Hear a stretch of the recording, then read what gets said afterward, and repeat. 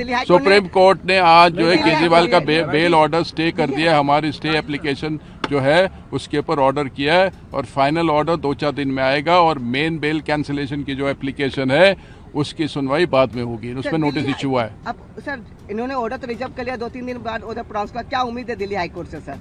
उम्मीद के बारे में मैं बात नहीं कर सकता। स्टे कंटिन्यू होगा सर? मैं उम्मीद और स्टे उसकी मैं बात नहीं, अभी स्टे दिया है तो उसके ऊपर से आप जो है जो अनुमान करना है कर लीजिए।